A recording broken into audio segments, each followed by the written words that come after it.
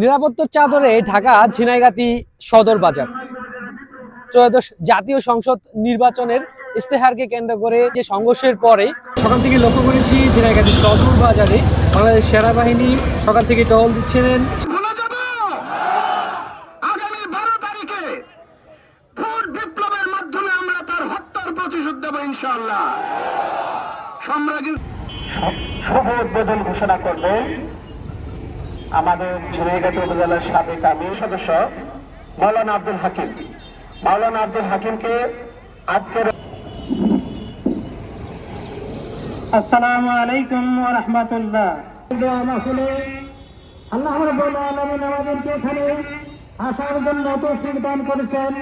আল্লাহ, আপনারা জানেন যে আমরা এখানে উপজেলার একটা বিরাট দুর্ঘটনা ঘটে যায়। সেই দুর্ঘটনায় আমাদের শহীদ এবং অনেকেই আহত হয়েছে। আমাদের